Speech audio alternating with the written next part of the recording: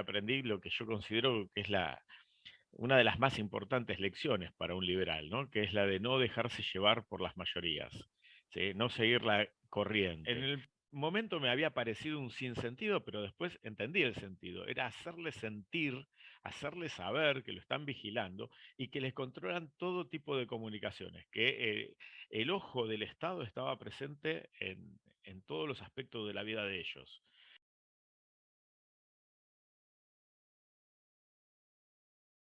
Mi nombre es Walter Rodríguez, soy profesor de historia. Aparte de dar clases de historia, también sumó clases en economía política y en construcción de la ciudadanía a nivel secundario.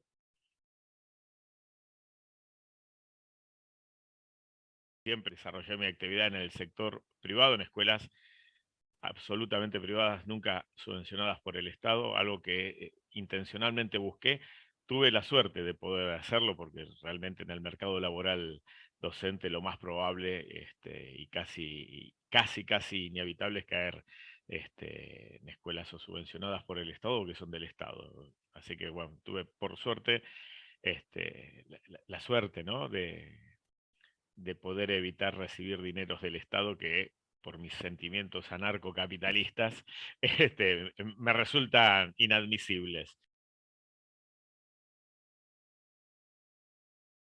¿Cómo llegué a este punto, no? Yo el otro día en una muy agradable reunión que organizaron las personas del Instituto Amagui y la Fundación Naumann, rememoré una situación particular cuando yo estaba en quinto grado en la escuela primaria.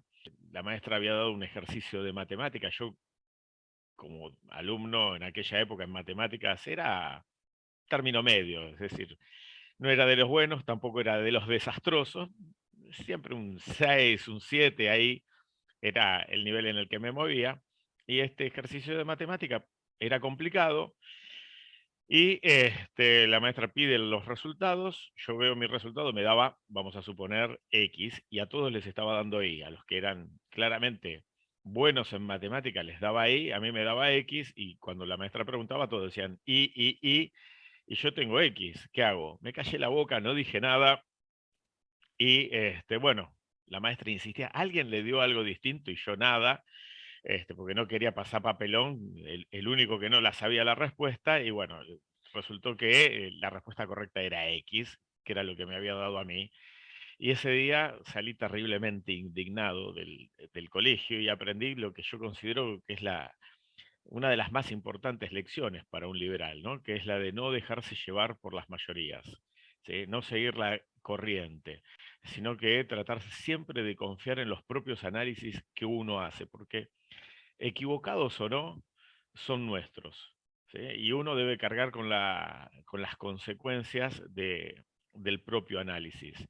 Porque cuando uno se equivoca y encima se equivoca por seguir a otro, es peor, duele doble, ¿sí? Porque uno se siente un poco más tonto de lo que debería. O sea, es preferible ser un tonto por iniciativa propia que ser doblemente tonto, porque ya no es muy inteligente estar siguiendo a la mayoría, ¿sí?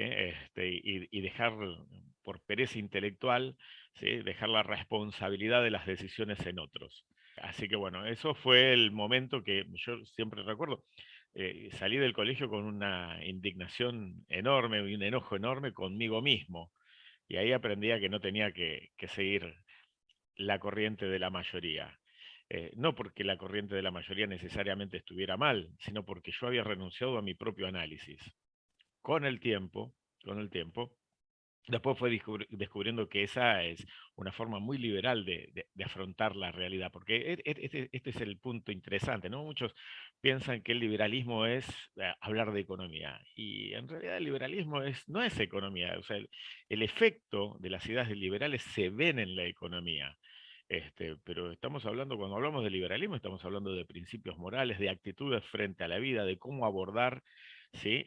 Las relaciones con los otros, cuáles son los márgenes de respeto que tenemos que tener por las otras personas. De eso se trata el liberalismo. Y tiene una manifestación muy clara en el campo de la economía. ¿Por qué? Porque todas las interacciones individuales se dan en ese marco económico, se visibiliza mucho en el marco de la economía. Así que bueno, inicialmente empecé el camino por el liberalismo ahí.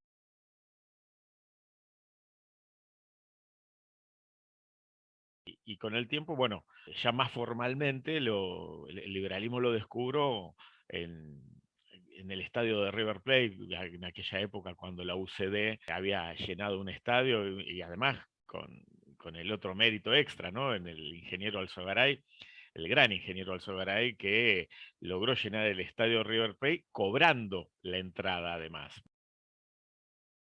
Porque no era como muchos políticos hacen normalmente, que pagan para que los vayan a ver, sino que en el caso del ingeniero del Sogaray se pagó para ir a verlo y se llenó el estadio, ¿no? Lo cual, hasta donde sé, ningún político ha logrado llenar un estadio cobrando entrada. Y esa es una diferencia significativa, ¿no? Y muestra la adhesión de la gente por las ideas de la libertad en ese momento que algunos las entenderían con mayor profundidad, otros habrá sido moda, supongo, pero bueno, hubo una adhesión significativa. Agustín Echevarne nos contaba la misma anécdota. Nos recordaba que Alzogaray había llenado el estadio de River y fue un hito para las ideas de la libertad en Argentina ese acontecimiento. Vaya uno a saber a cuántas personas habrá influido. Yo no entré ese día al estadio porque, bueno, no tenía idea, pero yo vivía a 10 cuadras de la cancha de River. Y desde la ventana de mi casa se veía el estadio y me acuerdo, yo era chico y pregunté qué era. Me dicen, no, es una reunión, me dicen en casa, en mi casa eran no, peronistas o socialistas. Y me dicen, es una reunión de Alzogaray, me dijeron quién era y a partir de ahí empecé a leer las cosas que pensaba Alzogaray, porque me había llamado, de chico me había llamado mucho la atención que llenar un estadio como River. O sea, a vos te llamó la atención el acto. En ese Sí. momento, de política poco y nada, pero en ese momento me llamó la atención el acto y quise ver cuáles eran las ideas de este hombre. Y quedé fascinado ¿Qué de edad tenías descubrir cuando pasó eso, Walter? unos 16 años aproximadamente. Ajá. Y me acuerdo que había quedado fascinado con las ideas porque representaban lo que yo pensaba. Esto es lo que pienso yo, decía. Vos hasta ahí, hasta el acto del Sodaray, vos no tenías una idea política clara, por lo que yo estoy, No, corregime no, si estoy diciendo cualquier cosa. no tenía ninguna lectura de filosofía política, no tenía, o sea, tenía por ahí algunas ideas políticas, pero no más por moda que por convicciones, ¿no? ¿Y esas ideas cuáles eran? ¿Las de tu Efectivamente. familia? Sí, sí, pero en general chocaba con ellos, porque no coincidía tampoco, ¿no? Había cosas que me hacían ruido y no las aceptaba. Para mí cuando leí las cosas que proponía el Sogaray dije, ah, es esto, es por acá, esto es lo que me está cerrando. No había ningún compromiso en mí en cuanto a ideas políticas hasta ese momento, ¿no? Solo lo que había escuchado por tradición. No. En esa época me interesaban más otras cosas que las ideas políticas.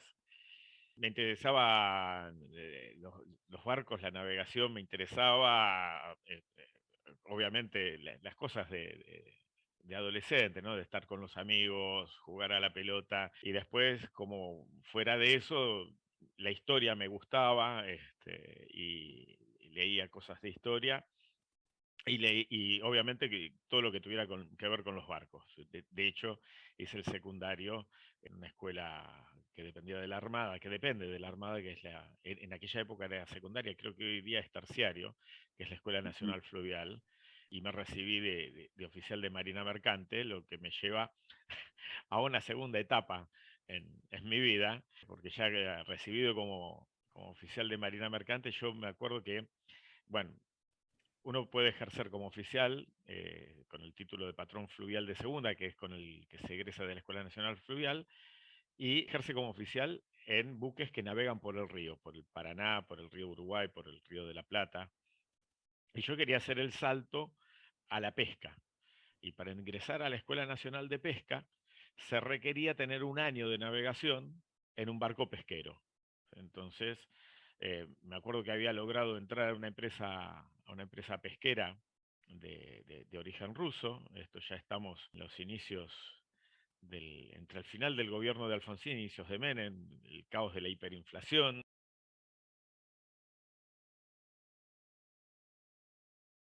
Y ahí conocí esa Rusia en el momento de transición, ¿sí? De la Rusia soviética a la post-soviética. Y eso me reconfirmó todas las ideas que tenía, ¿no? Porque ahí vi situaciones que eran rayadas en lo grotesco, ¿no?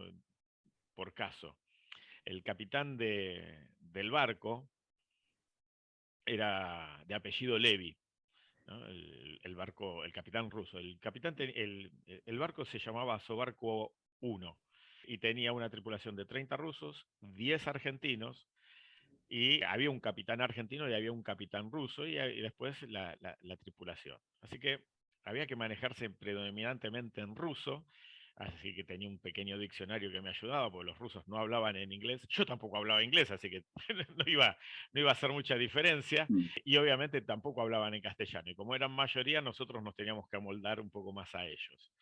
Pero bueno, en una oportunidad me acuerdo que con el capitán voy a jugar al ajedrez. Entonces estoy en lo que sería una oficina, una recepción, al lado del camarote de él. Y estábamos jugando al ajedrez y le digo a Levi, Levi, vos sos de la cole, de la colectividad judía, ¿no? Y Levi me dice, no, no, yo soy un buen camarada soviético.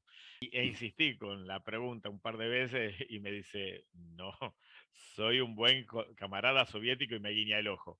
Y ahí me di cuenta, no podía decir soy judío. ¿Por qué? Porque tampoco hubiera podido decir soy católico o soy religioso de ninguna especie, porque la religión, como decía Marx, es el opio de los pueblos y en tanto opio de los pueblos, ningún funcionario del Estado podía ser religioso. Así que todos negaban lo que sentían a lo que eran y tenían que amoldarse a ese sistema soviético.